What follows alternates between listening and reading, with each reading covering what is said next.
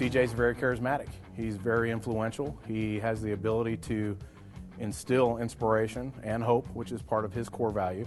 So what happens is every single day we make choices with our time. And the first thing that I want to talk about today is, are you wasting your time? I think it can be a little bit overwhelming sometimes to think about goals, but I think he does such a nice job of making it simple and simplifying down to just one or two or three things that you need to focus on, which I think just makes it easier to tackle when you get back to the office. Because ultimately you need to fall back on something, all right?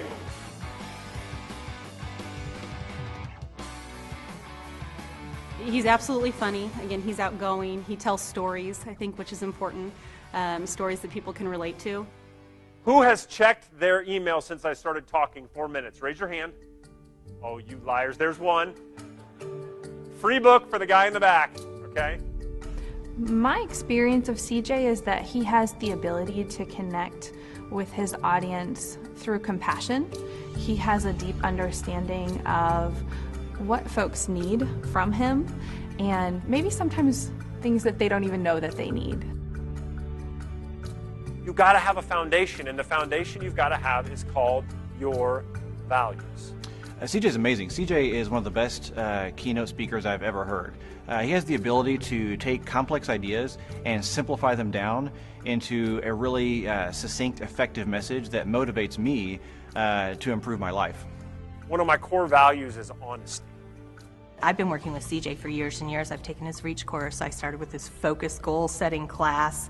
I have taken his leadership series. And what I really like about what CJ does is not only does he talk to you about setting the goals, but he talks to you about how to be accountable, how to implement those goals, really talks about how to keep those in front of you on a regular basis.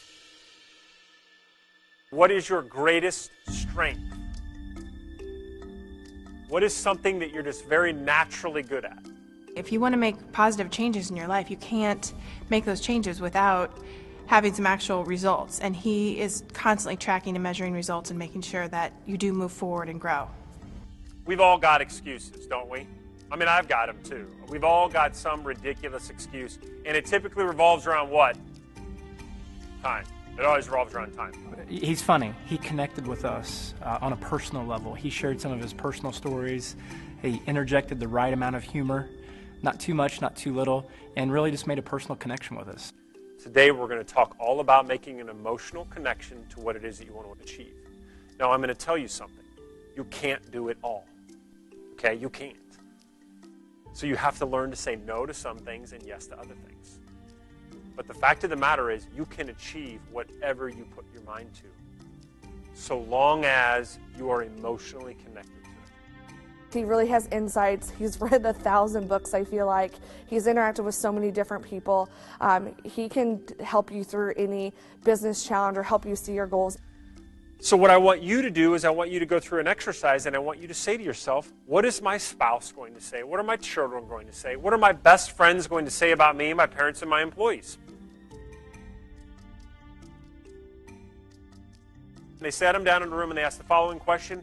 How many of you write your goals down and look at them? 3%. Okay? How many of them write them down and look at them from time to time? 3%. Then, 10 years later, they asked them the following question. They said, by the way, if you go to Harvard and get an MBA, you are probably striving to do what? Earn what? Money. They get them in 1989 and they asked them the following question. How much money do you make? They said the 13% that had goals but didn't write them down made on average double what someone in the 84% made. So if you just had goals, you're going to make double what someone in the 84% made. Does that make sense? Then they get the 3%, and they sat them down and they said, how much money do you make? That 3% made 10 times as much money as the entire 84% combined. If you were one in that 3% and you wrote them down and you reviewed them, you made 10 times as much money as the entire 84% combined. We are obsessed with what? Instant gratification. I want it now. I don't want to think about the future. But what you don't want to do is you don't want to turn 90 and look back on your life and say the following. I out-earned, I out-achieved everyone but I didn't pay enough attention to these things right here. I think any group who's looking to sort of have one part drill instructor and one part cheerleader, CJ's your guy. We are what we repeatedly do. Success then is not an act, but a habit. So today I'm going to tell you that you can have all the knowledge in the world, you can have all the desire known to man, and all the skill, but if you don't have some fundamental habits, you will never change your behavior. I'll get you focused on what it is you want to achieve. I'll help you get there. I've got it figured out.